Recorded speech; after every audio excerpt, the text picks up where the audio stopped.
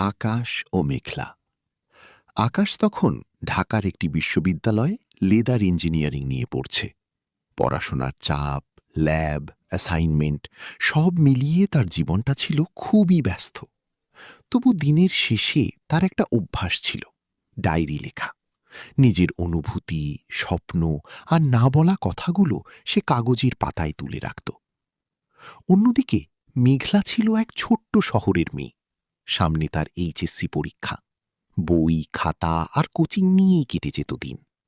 মেঘলারও একটা অদ্ভুত শখ ছিল, চিঠি লেখা। যদিও সে জানত না আজকাল আর কেউ চিঠির উত্তর দেয় না। একদিন মেঘলা একটি বিচিত্রা থেকে একটা ঠিকানা পেল, এবং সেই ঠিকানায় একদিন মনির খেয়ালে মেঘলা একটি চিঠি লিখল। সেখানে নিজের নাম ছাড়া আর কোনো পরিচয় দিল না, শুধু লিখল, প্রিয় অচেনা কেউ, জানি না তুমি কে, তবু মনে হলো তোমার সঙ্গে কিছু কথা বলি। যদি কখনো এই চিঠি তোমার হাতে পৌঁছে তবে উত্তর দিও। ভাগ্যের অদ্ভুত খেলায় সেই চিঠি পৌঁছে গেল আকাশের কাছে। চিঠি পড়ে আকাশ মুচকি হেসে উত্তর লিখল, প্রিয় অচেনা মেয়ে, তোমার চিঠিটা পেয়ে মনে হলো এই ব্যস্ত শহরে কেউ একজন এখনো কাগজে অনুভূতি লিখতে জানে, তাই উত্তর দিলাম। সেখান থেকেই শুরু। তারপর একের পর এক চিঠি। কখনো মেঘলা লিখত তার বৃষ্টি ভেজা বিকেলের গল্প, কখনো আকাশ লিখত বিশ্ববিদ্যালয়ের ক্যাম্পাসে কৃষ্ণচূড়ার নিচে বসে কাটানো সময়ের কথা। মজার বিষয় হলো তারা কেউই কারো ছবি দেখেনি। মেঘলা একদিন লিখল, তোমাকে না দেখেও কেন যেন মনে হয় তুমি খুব পরিচিত একজন মানুষ। আকাশ উত্তর দিল, হয়তো কিছু মানুষকে চোখে দেখার আগেই মন চিনে ফেলে। দিনের পর দিন, মাসের পর মাস চিঠি চলতে লাগল। পরীক্ষার চাপ বাড়ছিল। মেঘলা অনেক সময় উদ্বিগ্ন হয়ে পড়ত। তখন আকাশ চিঠিতে সাহস দিত, হয়তো কিছু মানুষকে চোখে দেখার আগেই মন চিনে ফেলে। দিনের পর দিন, মাসের পর মাস চিঠি চলতে লাগল। পরীক্ষার চাপ বাড়ছিল। মেঘলা অনেক সময় উদ্বিগ্ন হয়ে পড়ত। তখন আকাশ চিঠিতে সাহস দিত, একদিন তুমি তোমার স্বপ্নের জায়গায় পৌঁছাবে, আর সেই দিনটা উদযাপন করার জন্য আমি দূর থেকে হলেও অপেক্ষা করব। এই কথাগুলো মেঘলার হৃদয়ে অন্যরকম জায়গা করে নিল। একদিন সন্ধ্যায় মেঘলা বুঝতে পারল সে আকাশের চিঠির জন্য অপেক্ষা করে। ডাকপিয়নের সাইকেলের ঘণ্টার শব্দ শুনলেই তার বুক ধুকপুক করে ওঠে। অন্যদিকে আকাশও ল্যাব শেষে প্রথমেই খোঁজ করত নতুন কোনো চিঠি এসেছে কিনা।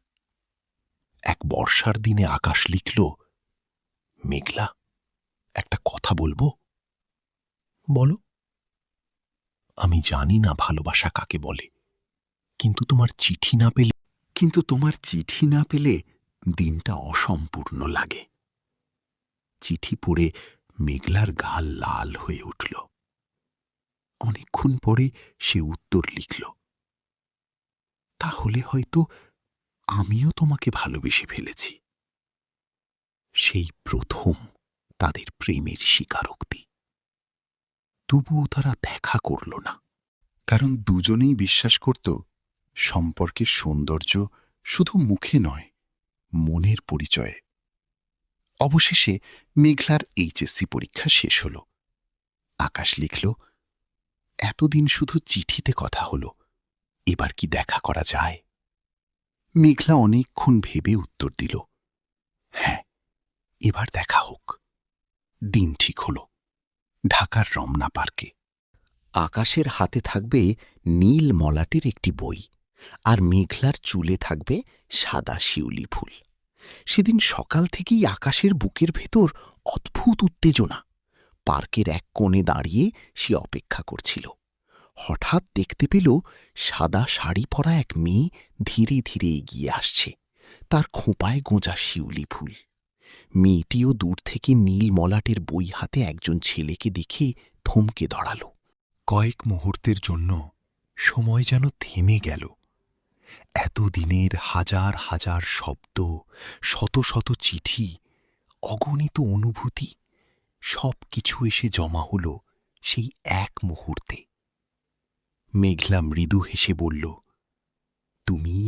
মেঘলা মৃদু হেসে বলল, তুমিই আকাশ। আকাশও হাসল। আর তুমিই আমার চিঠির মেঘলা। মেঘলা মাথা নাড়ল। তারপর দুজনেই কিছুক্ষণ চুপ করে রইল, কারণ কিছু অনুভূতি ভাষায় প্রকাশ করা যায় না।